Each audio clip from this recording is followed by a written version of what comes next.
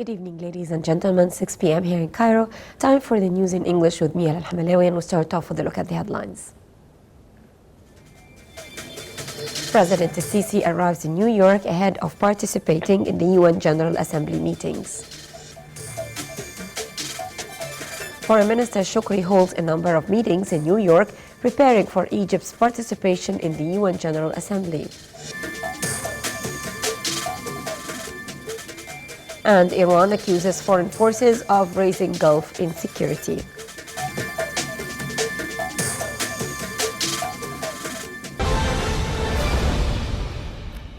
Welcome back. President Abdel Fattah AlSissi, who has been in New York to attend the UN General Assembly, is to start a flurry of diplomatic activities tomorrow as he is going to address a global climate change summit set for tomorrow at the UN headquarters. Addressing the summit, President AlSissi is to spell out the vision of Egypt, African and developing nations on climate change, regarding as an immediate threat to the entire world.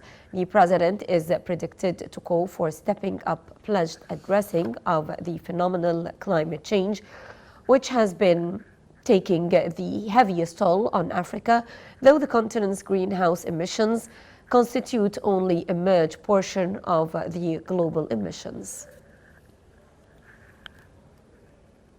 President AlSissi is also to address the UN General Assembly session on Tuesday.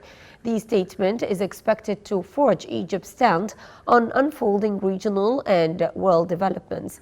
In his capacity as incumbent chair of the African Union session, President AlSissi is also expected to address African issues of international concern. The head of state will also be holding tete-a-tete talks with a number of world leaders and expanded meetings with senior U.S. figures and businessmen. Earlier, the president arrived in New York to a red carpet welcome by the Egyptian community. Gearing up for the UN General Assembly session, Egypt's top diplomat Sameh Shoukry presided over a meeting with Egypt's diplomatic mission to the United Nations. In the course of his current visit to the United States, Egypt's foreign minister will also be meeting with a number of senior U.S. officials on ways and means of enhancing all-round bilateral ties and cooperation.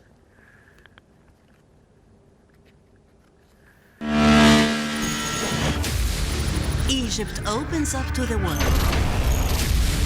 President Abdel Fattah AlSissi meets with world leaders. أعبر لكم عن خالص الشكر والتقدير على حفاوة الاستقبال وكرم الضيافة. Reaffirming Egypt's vision, delivering our voice abroad. لتطوير التعاون الثنائي الاقتصادي والعسكري إلى مستويات غير مسبوقة.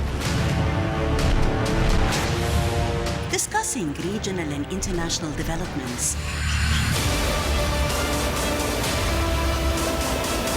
Solid and strong relations on the path of partnership and development.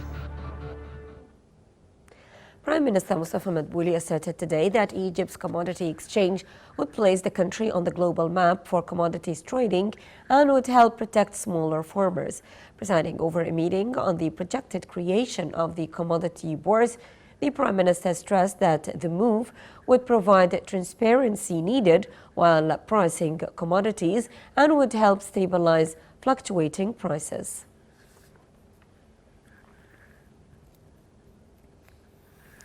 And a number of Egyptian naval units arrived at the Red Sea territorial waters of the coast of Saudi Arabia to take part in the waves of the Red Sea naval drills. Naval formations from Jordan, Djibouti, Sudan, and Yemen will also be taking part in the few-day exercises. Participating in the maneuver are a number of frigates, transport and supply vessels, missile motorboats, and mine catchers, in addition to naval troops specialized in removing subwater explosives. Egypt's Navy is holding the exercises to share experience with other regional naval forces and to be updated on the latest maritime combat skills and techniques. The Interior Ministry announced today that a terrorist who belonged to terrorist Brotherhood organization was killed in a shootout with the police who cracked down on the terrorist hideout at East Cairo's Matariya neighborhood. A ministry statement said that the terrorist belonging to the Brotherhood terrorist movement hid out in an apartment where he stored weapons ahead of their use in hostile acts. 2 police officers of the National Security Department were injured in the operation. And the State Information Service today called on international media and their accredited correspondents to be committed to the internationally recognized professional standards of news coverage while reporting on Egypt's domestic affairs. The SIS urged foreign correspondents to adhere to the terms and expressions conveying the true image in Egypt and refrain from spreading rumors propagated by some parties for certain purposes. The agency further asked for accuracy while reporting on state as large as Egypt rather than jumping into conclusions and groundless exaggerations. And the coordinating committee of party youth and the politicians expressed concern over the aggravation via social media and terrorist Brotherhood electronic channels while reporting news on Egypt. The committee respected freedom of expression by peaceful means as an original constitutional right. However, it stressed the necessity of not allowing terrorist groups to abuse such a freedom to threaten the country's security and stability.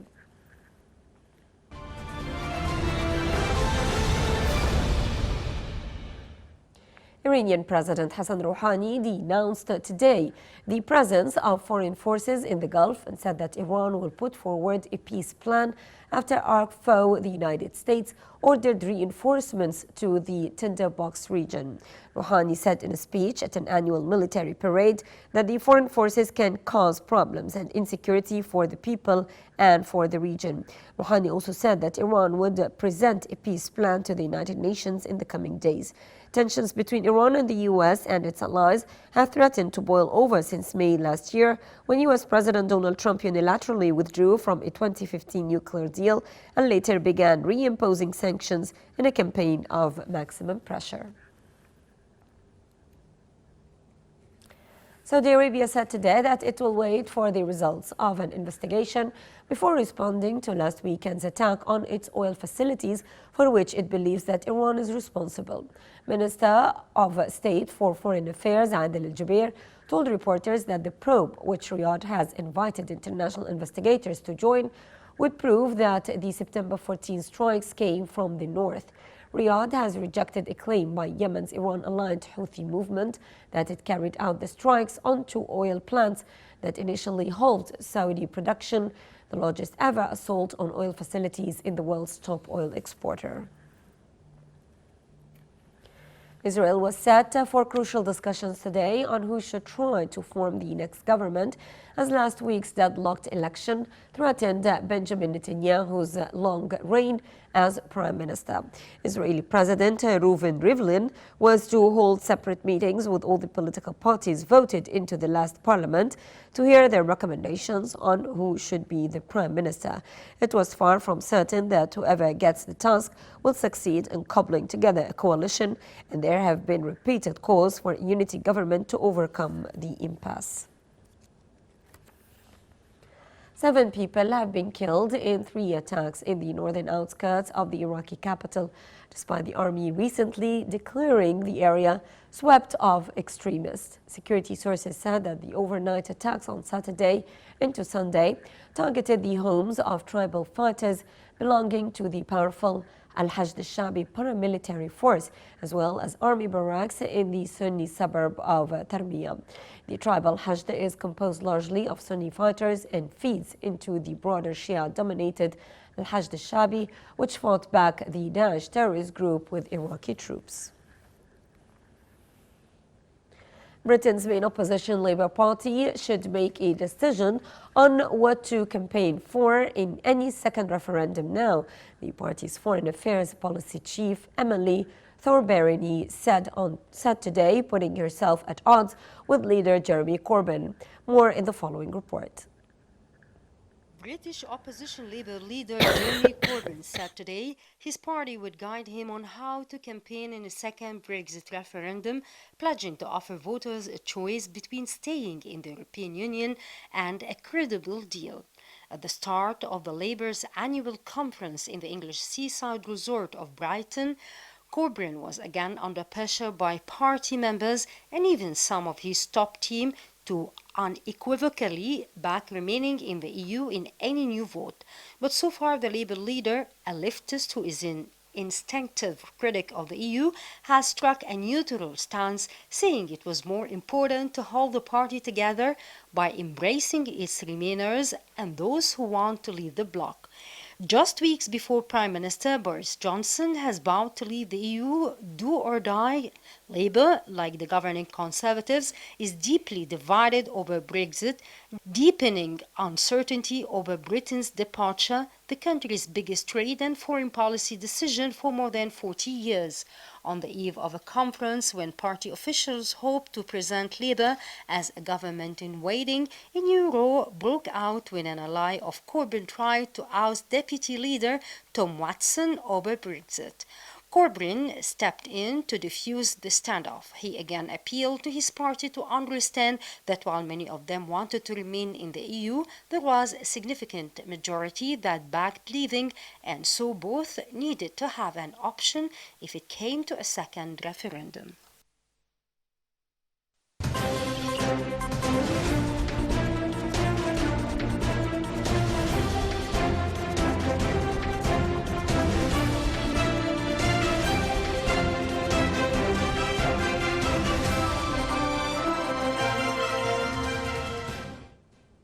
Moving to business news, Egypt's stock market indices collectively declined during today's dealings, being affected by selling operations carried out by local corporations as well as local and foreign investors.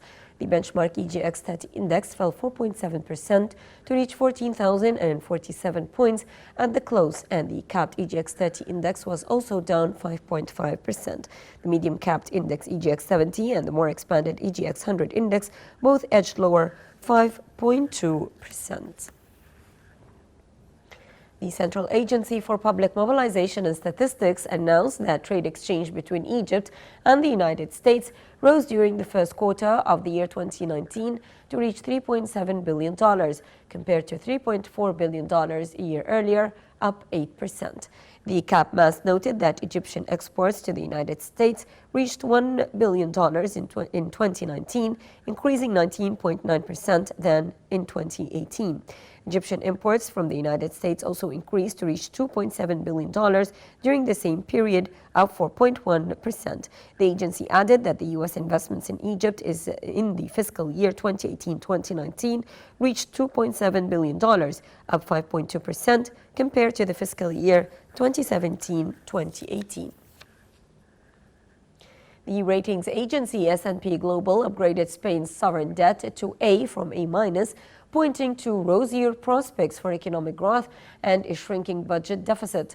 The increase was the second since March of last year, but S&P said that the outlook for Madrid was now stable. S&P forecasts a 2019 budget deficit of about 2% of GDP, the lowest in 12 years, and while the economy is projected to grow 2.2%, slowing through 2022.